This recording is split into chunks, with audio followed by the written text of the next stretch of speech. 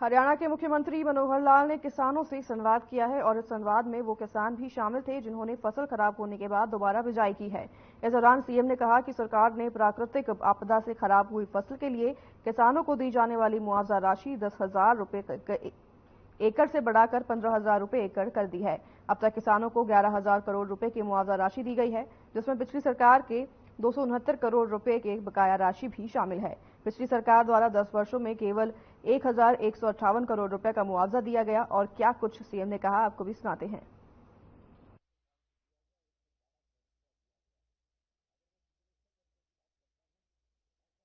जो प्राकृतिक आपदा से जो फसल खराब हुई उसका मुआवजा, और चाहे फसल को दोबारा बोने के लिए हमारे किसान बंधुओं को मेहनत करके और फसल खराब होने के बाद दोबारा बिजाई करनी पड़ी, ऐसे सब लोगों से मैं बात कर रहा हूं। तो इस नाते से जो आपको हमने मुआवजा दिया है उसकी जानकारी आपको हो ही गई होगी कि दोबारा बिजाई के नाते से 50,000 एकड़ लगभग ऐसा क्षेत्र था जिसमें 7,000 रुपया प्रति एकड़ के हिसाब से हमने उनको मुआवजा दिया है।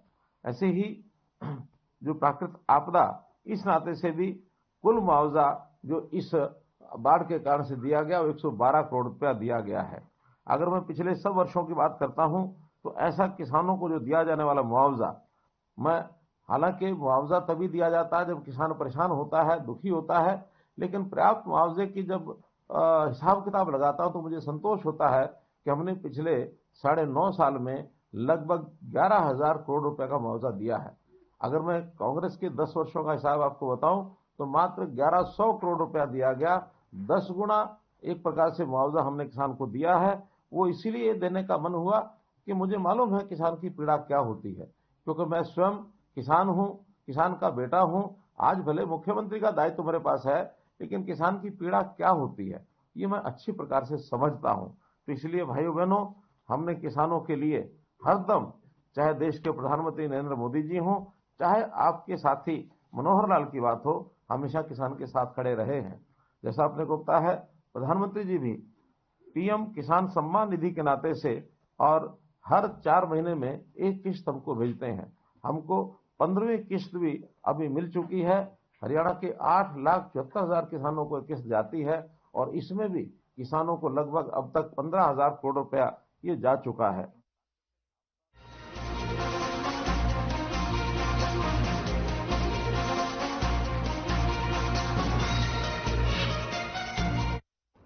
हरियाणा के गृह मंत्री अनिल विज ने 1971 की लड़ाई के विजय दिवस पर मीडिया कर्मियों से बात करते हुए कहा कि पाकिस्तान से जब भी लड़ाई हुई तो उसके दांत खट्टे करने का काम भारत की सेनाओं ने किया है।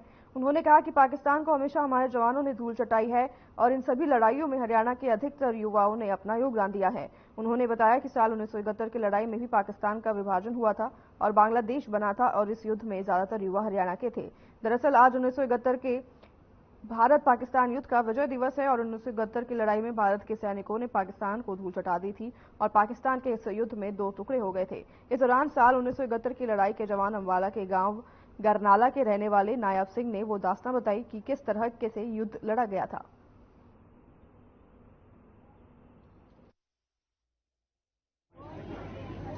ये तो मोदी जी का विजन है कि अपनी योजनाओं को हर आदमी तक पहुंचे।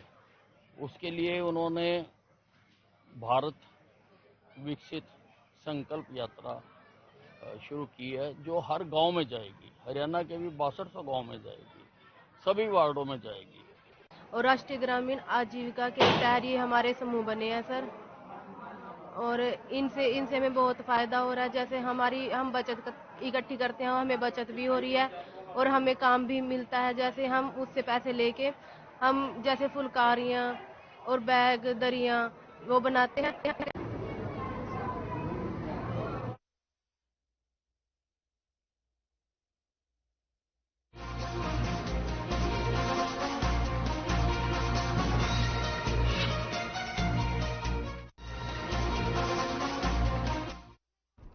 आज 1971 में हुए भारत पाकिस्तान युद्ध का विजय दिवस। आपको बता दें कि 1971 में लड़ाई में भारत के सैनिकों ने पाकिस्तान को धूल चटाई थी और पाकिस्तान के इस युद्ध में 2 टुकड़े हो गए थे। 1971 की लड़ाई के जवान अंबाला के गांव गरनाला के रहने वाले नायब सिंह ने वो दास्तान बताई कि किस तरीके से युद्ध लड़ा गया और वे कैसे उन्होंने दुश्मन को डटकर सामना किया।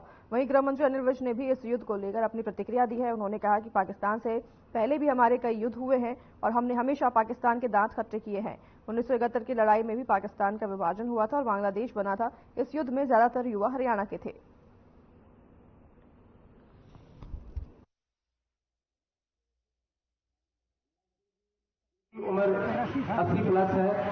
ये पाकिस्तान के साथ हमारी जितनी लड़ाइयाँ हुई, हमने पाकिस्तान के दांत खट्टे किए।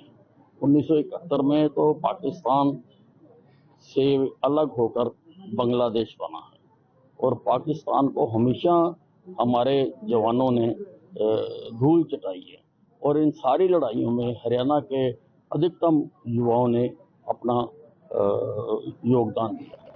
और हम हमारी वर्कशॉप में ईएमई का हूँ। हमारी वर्कशॉप फतेहगढ़ चूड़ियाँ से ये उर्ली साइड थी, वो रावी से परले साइड में पाकिस्तान के थे। आमनो सामने की लड़ाई है। तो बहुत मतलब शुक्र होया, हमारा जहाज आता था उनका। हमारा एक स्क्वाड्रन मेजर वो स्क्वाड्रन लीडर का कहना अपने सीओ को कहा जनाब मैं फायर कर दूं। कहा भाई फायर ना कर दिए चुड़सेगा ये, चुप बैठे रहो। पिछले दिनों में फर्स्ट टाइम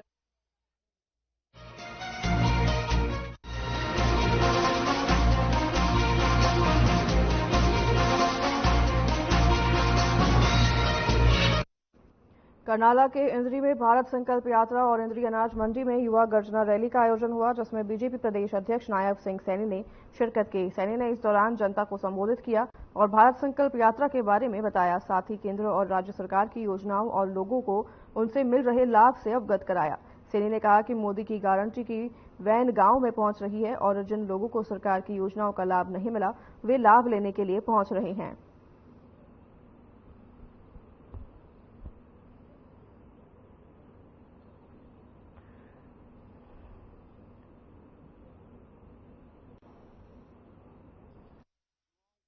दिया जा रहा है और युवाओं के अंदर एक विश्वास, उसमें हम सब हमारे जिला के माननीय अध्यक्ष, हमारे यहाँ के विधायक आदरणीय राम कुमार कश्यप जी और सुरेंद्र उडाणा जी, पूरे युवा साथियों के साथ इसमें, क्योंकि मनोहर लाल जी की सरकार और नरेंद्र मोदी की सरकार ने जो युवाओं को लिए काम किया है, बिना पर्ची के बिना खर्ची के आज युवाओं को रोजगार दिया जा रहा है और युवाओं के अंदर एक विश्वास सरकार के प्रति बढ़ा है।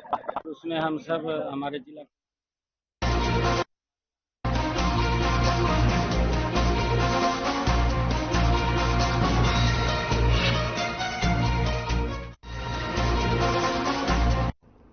पूर्व पीएम चौधरी चरण सिंह के जन्मदिवस के उपलक्ष्य में 24 दिसंबर को लोहारू के गांव सिंघानी में बड़ा कार्यक्रम होगा। सम्मेलन में हरियाणा के कृषि मंत्री जेपी दलाल भी शिरकत करने पहुंचे। लोहारू के सिवानी में कृषि मंत्री ने विशाल कार्यकर्ता बैठक का संबोधन किया। केंद्र और राज्य में स्पष्ट बहुमत से ऐतिहासिक जीत से बनेगी। बीजेपी एक लोकतांत्रिक पार्टी है, विश्व की सबसे बड़ी पार्टी है। इसमें हर कार्यकर्ता का सम्मान किया जाता है। विकसित भारत संकल्प यात्रा के माध्यम से लोगों के घर द्वार पर ही जाकर की घर बैठ के कई योजनाओं का लाभ दिया जा रहा है। कृषि, पशुपालन, बागवानी, मछली पालन, पानी, नहरें, सड़कें, बिजली के लिए नई नई योजनाएं भी लागू की जा रही है। प्रदेश में सर्वाधिक 14 फसलों को एमएसपी पर खरीदी जाती है और हिसार में देश का सबसे बड़ा हवाई अड्डा का निर्माण भी करवाया जा रहा है। पूर्व पीएम चौधरी चरण सिंह के दिवस के उपलक्ष्य में 24 दिसंबर को ये लोहारू गांव में कार्यक्रम रखा गया था, जहां पर ये बयान दिए गए हैं।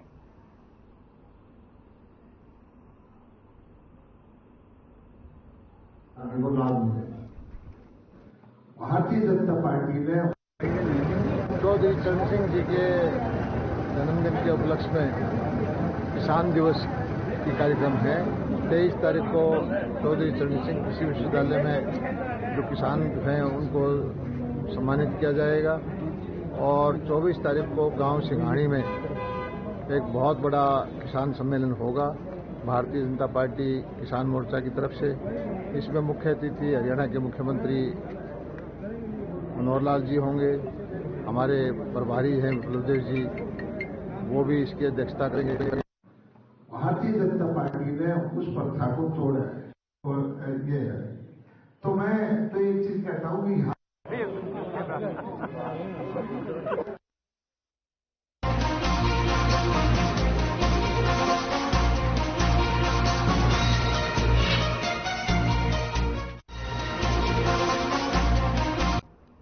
इनेलो प्रमुख अभय चौटाला कुरुक्षेत्र के कस्बा शाहाबाद में पहुंचे, जहां उन्होंने कार्यकर्ताओं की बैठक ली और विपक्षी सरकार पर हमला करते हुए कहा कि सरकार के लोग और कांग्रेस के लोग अपराधियों को बचाने में लगे हुए हैं। चौटाला ने आगे कहा कि इसीलिए उन्होंने हाईकोर्ट को सिटिंग जज से जांच की मांग की है ताकि पता चले कि असली अपराधी कौन है। उन्होंने कहा कि सरकार की गलत नीतियां हैं, इसलिए बच्चे विदेश जा रहे हैं। इनेलो की सरकार बनने पर बच्चों को रोजगार के साधन उपलब्ध करवाएंगे। बच्चों के लिए ऐसी योजनाएं कि विदेश में भी गए हुए बच्चे वापस आकर भारत में रोजगार करेंगे।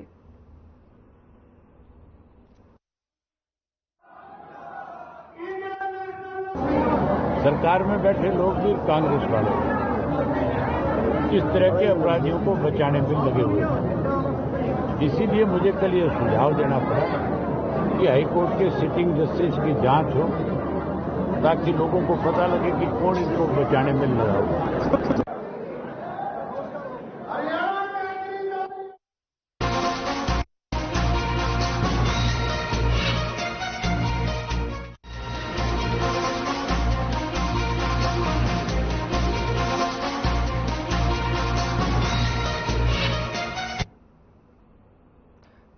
चंडीगढ़ में हरियाणा युवा कांग्रेस के प्रधान दिव्यांशु बुद्धिराजा ने सीईटी को लेकर प्रेस कॉन्फ्रेंस की। उन्होंने कहा कि 4 साल में सीईटी के माध्यम से एक भी युवा को जॉब नहीं मिली है। सरकारी स्कूलों में शिक्षा का स्तर गिरता जा रहा है। 8 साल में पीजीटी की एक भी भर्ती सरकार नहीं कर पाई है। उन्होंने यह भी कहा कि सरकारी स्कूलों में अध्यापकों की कमी है और क्या कुछ कहा उन्होंने, आप भी सुनिए।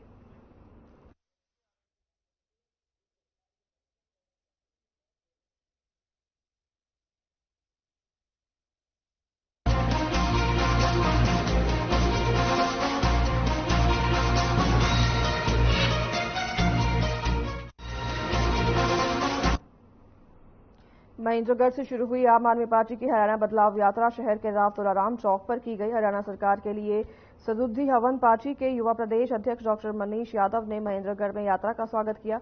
वरिष्ठ उपाध्यक्ष अनुराग टांडा ने सरकार के साथ साथ विपक्षी दलों के विधायकों पर भी आरोप लगाए हैं। सरकार से मिलीभगत का हरियाणा में डूबता हुआ जहाज कांग्रेस पार्टी को भी उन्होंने बताया।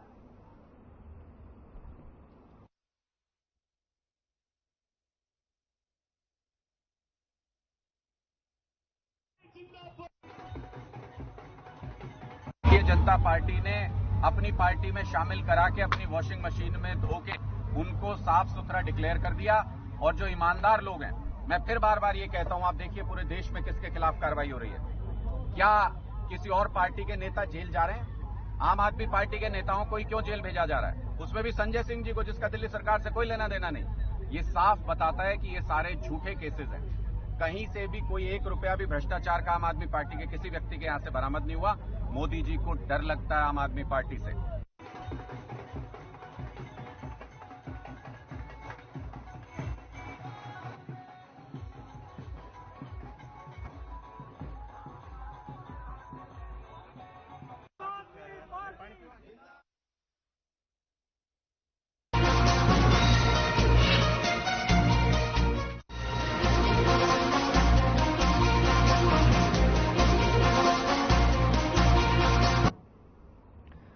भिवानी के वैश्य सीनियर सेकेंडरी स्कूल के खेल मैदान में सरजीत सिंह मेमोरियल खेल सोसाइटी भिवानी के बैनर तले एथलेटिक्स कोच सरजीत सिंह की याद में प्रथम एथलेटिक्स प्रतियोगिता का आयोजन करवाया गया। इस प्रतियोगिता में भिवानी महेंद्रगढ़ लोकसभा सांसद चौधरी धर्मवीर सिंह ने बतौर मुख्य अतिथि के रूप में शिरकत की। वहीं प्रतियोगिता में जिले भर से एथलेटिक्स खिलाड़ियों ने भाग लिया। इस खेल प्रतियोगिता में 100, 200, 400, 800 और 1600 मीटर की दौड़ करवाई गई। इसी के साथ साथ अन्य खेल भी आयोजित किए गए।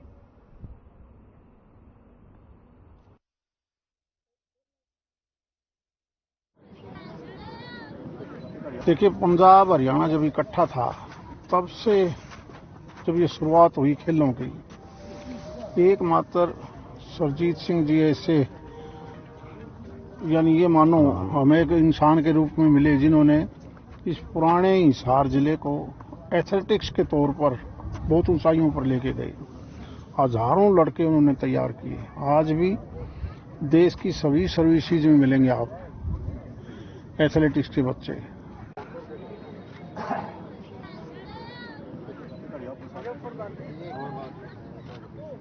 सारे काट दे।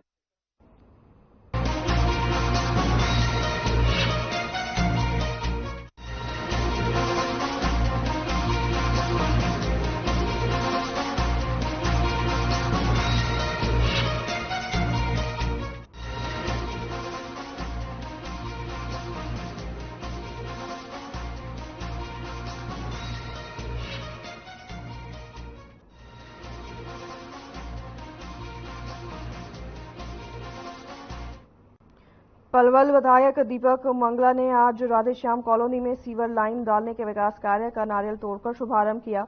इसी कड़ी में Rudra colony Dholagarh PWD road का उद्घाटन, लिंक रोड बाता और लिंक रोड भवान विकास कार्यों का शुभारंभ किया गया। कॉलोनी वासियों ने विधायक दीप मंगल के पहुंचने पर फूल मालाओं के साथ अभिनंदन किया।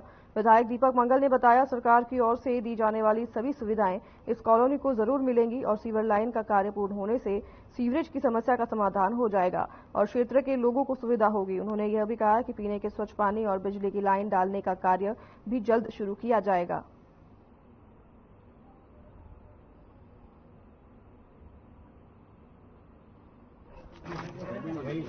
जी, हमारी कंपनी है रिंकू कॉन्ट्रैक्टर में जी।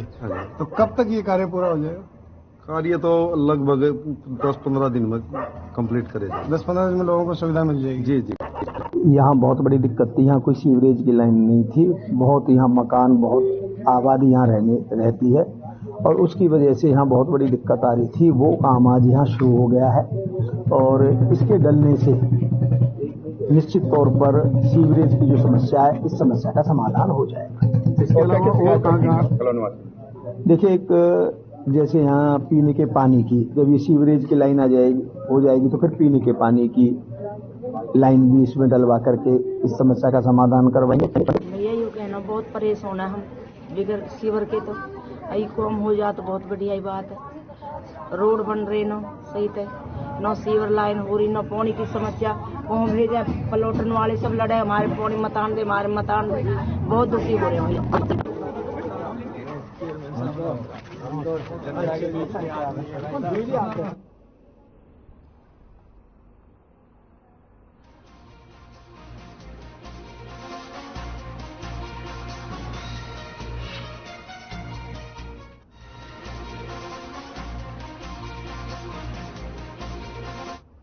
नूर जेल में बंद आधा दर्जन से अधिक विचाराधीन कैदियों के साथ अमानवीय व्यवहार और बेरहमी से मारपीट का मामला सामने आया है, जिस पर विचाराधीन कैदियों के एडवोकेट ताहिर हुसैन रुपड़िया की ओर से सीजेएम अमित वर्मा की कोर्ट में अर्जी दाखिल की गई है, जिस मामले में आज एक आरोपी को कोर्ट में पेश किया गया है।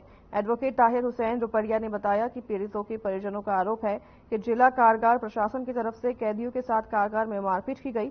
पीड़ित को भी कोर्ट में पेश किया गया, जिसकी हालत खराब बताई जा रही है। एडवोकेट ताहिर हुसैन रुपड़िया द्वारा पूरे घटनाक्रम की शिकायत डीजीपी जेल और हाईकोर्ट के चीफ जस्टिस सहित अन्य अधिकारियों को शिकायत भेजकर कार्रवाई की मांग की गई है।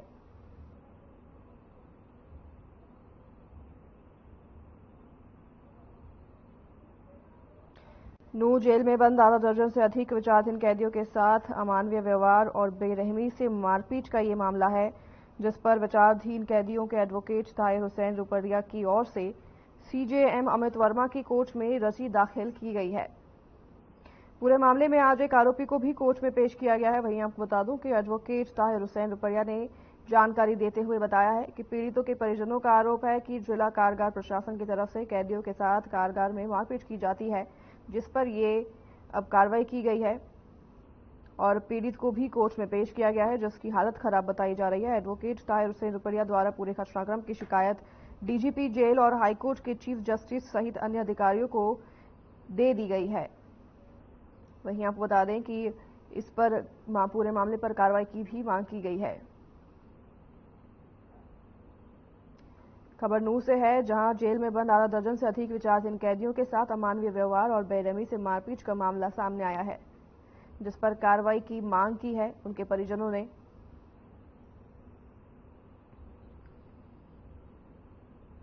नूर जेल में बंद आधा दर्जन से अधिक विचाराधीन कैदियों के साथ मारपीट का यह मामला है, जिस पर विचाराधीन कैदियों के एडवोकेट ताहिर हुसैन रुपड़िया की ओर से सीजेएम अमित वर्मा की कोर्ट में अर्जी दाखिल की गई है और इस पूरे मामले में एक आरोपी को आज कोर्ट में पेश भी किया गया है।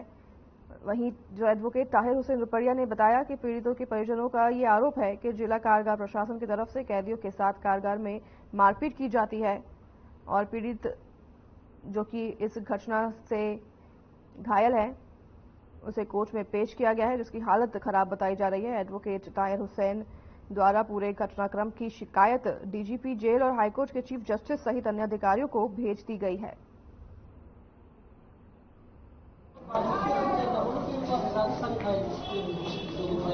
मैं अपने भाई से पिछले मंगलवार को जेल पे मिलने के लिए गया था, तो वहां मुझे खबर लगी तो मेरे भाई के साथ मारपीट करी थी पुलिस प्रशासन ने जेल के अंदर में। तो आज मैं यहाँ उसकी तारीख लगाई, कल एप्लीकेशन लगाई थी मैंने 8 नंबर कोर्ट में जज साहब के, तो आज उसको पेश करा गया है। तो पेशी पे जब आया तो उसके चलने फिरने की हालत बहुत खराब है, तो उसको सख्त से सख्त ट्रीटमेंट की जरूरत है, बहुत से बहुत ज्यादा। उसके चलना बच की नहीं है, लेटरिन के रास्ते से उसके खून आ रहे हैं, ब्लड आ रहा है।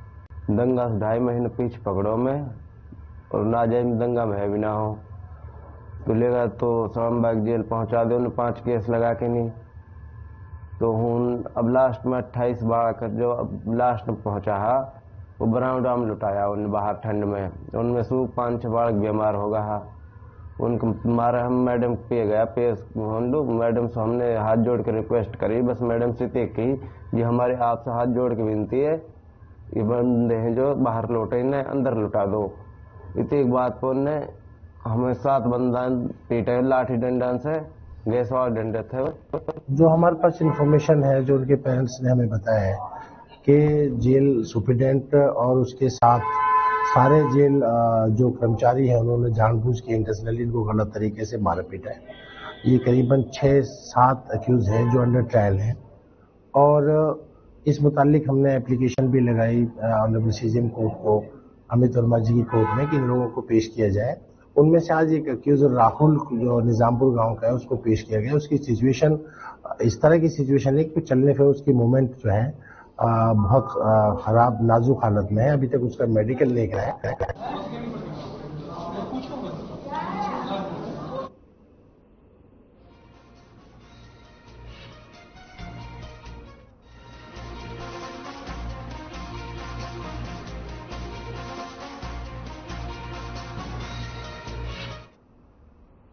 गीता की जन्मस्थली धर्मक्षेत्र कुरुक्षेत्र के विश्व विख्यात ब्रह्म सरोवर तट पर 17 दिसंबर से अंतर्राष्ट्रीय गीता महोत्सव की विधिवत शुरुआत होगी। उपराष्ट्रपति जगदीप धनखड़ असम हरियाणा पवेलियन का लोकार्पण करेंगे। कार्यक्रम को लेकर ब्रह्म सरोवर तट पर माहौल पूरी तरह से गीतामय बन चुका है। कुरुक्षेत्र विकास बोर्ड के मानद सचिव उपेंद्र सिंगल ने मीडिया को बताया कि इस बार अंतर्राष्ट्रीय गीता महोत्सव का पार्टनर स्टेट्स असम है और क्या कुछ उन्होंने कहा, सुनिए।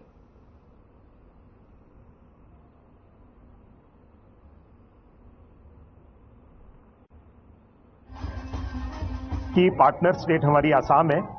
आसाम के कल्चर का एक पवेलियन जिसमें हम इस समय खड़े हुए हैं, यहाँ पर आसाम की संस्कृति का दर्शन होगा। पूरा एग्जीबिशन लगाई जा रही है। वहाँ के प्रादेशिक मंच के कलाकार प्रतिदिन 8 दिन तक, क्योंकि माननीय मुख्यमंत्री जी ने पिछले साल ही घोषित कर दिया था कि इस बार से संडे टू संडे 8 दिन का ये आयोजन जो 6 दिन का रहता था, इस बार से 8 दिन का रहेगा।